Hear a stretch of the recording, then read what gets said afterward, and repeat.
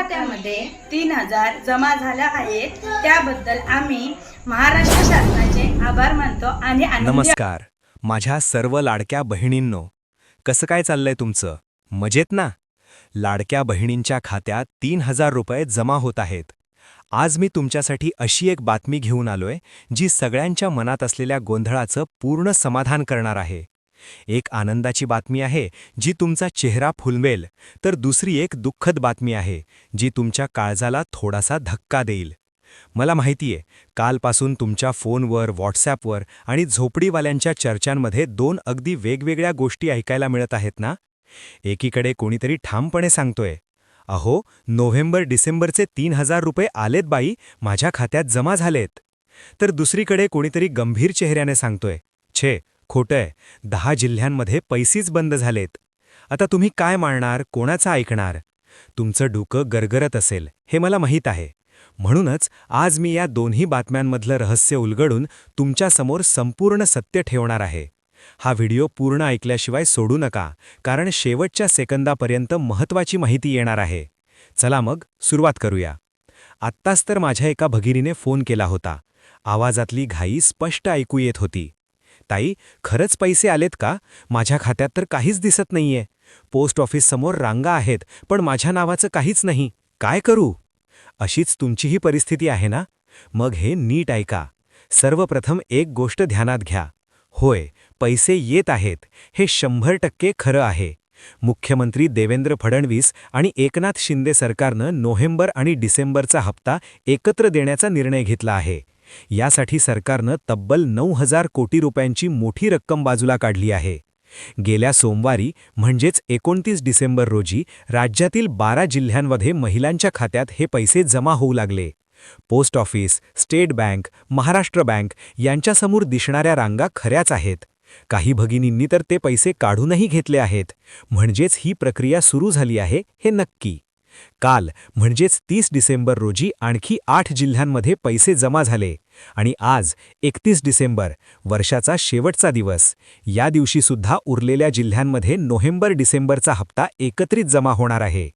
ज्यांना या 3-4 दिवसांत पैसे मिळाले नाहीत, त्यांच्याकडे केवायसीचा प्रॉब्लेम असण्याची शक्यता आहे.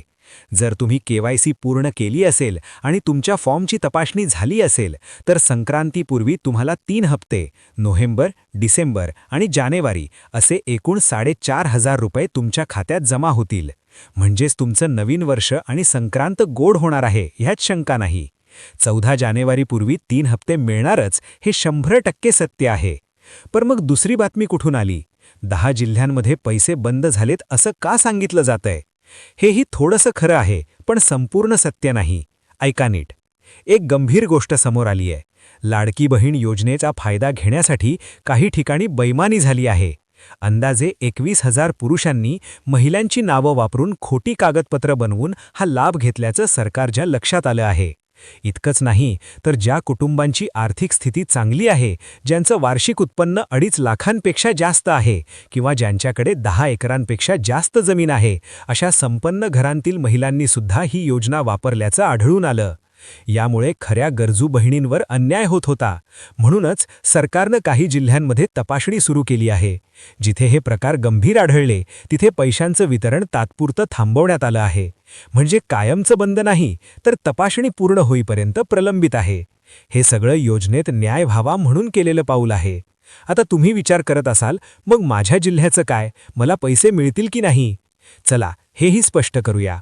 धुळे, नंदुरबार, नांदेड, परभणी, पालघर, जालना अशा काही जिल्ह्यांची नावं दोन्ही बातम्यांमध्ये येत आहेत. याचा अर्थ असा की या जिल्ह्यातील काही तालुक्यांमध्ये पैसे जमा झाले आहेत, पण त्याच जिल्ह्यातील काही भागांमध्ये तपासणी सुरू असल्यामुळे थोडा विलंब होऊ शकतो.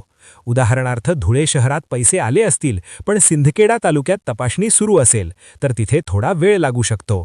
आता सर्वात महत्त्वाची गोष्ट, पैसे मिळवण्यासाठी तुम्ही काय केलं पाहिजे? पहिली आणि सर्वात महत्त्वाची गोष्ट, तुमचं आधार कार्ड आणि बँक खातं योग्य प्रकारे लिंक आहे का हे तपासा. फक्त नाव जुळतंय म्हणून पुरेसं नाही. आधारवरील नाव, वडिलांचं नाव, जन्मतारीख, पत्ता हे सगळं बँक रेकॉर्डशी अचूक जुळलं पाहिजे, नाहीतर पैसे परत जाऊ शकतात. आजच जवळच्या कॉमन सर्व्हिस सेंटरमध्ये जाऊन हे तपासून घ्या. दुसरी गोष्ट, उत्पन्न आणि जमीन.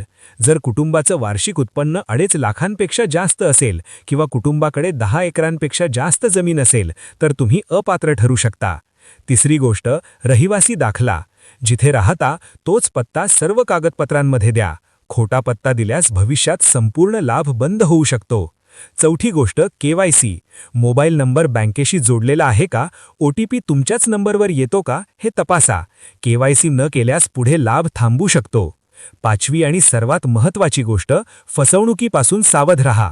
कागद द्या, पैसे काढून देतो किंवा आधी अमुक रक्कम द्या असं सांगणाऱ्यांवर विश्वास ठेवू नका. पैसे फक्त तुमच्या खात्यातच येणार आहेत. शेवटी एवढंच सांगतो, जर तुम्ही सर्व नियम पाळत असाल तर घाबरू नका, तुमचे पैसे नक्की येणार आहेत. आमच्यासोबत शेवटपर्यंत राहिल्याबद्दल मनापासून धन्यवाद. हा व्हिडिओ उपयुक्त वाटला असेल तर चॅनलला सबस्क्राईब करा, लाईक बटन दाबा आणि बेल आयकॉन ऑन ठेवा. हा व्हिडिओ तुमच्या मैत्रिणींना, बहिणींना, शेजाऱ्यांना नक्की शेअर करा, जेणेकरून सगळ्यांचा गोंधळ दूर होईल. तुमच्या खात्यात पैसे पडोत, तुमचं आयुष्य समृद्ध होवो. जय हिंद, जय महाराष्ट्र.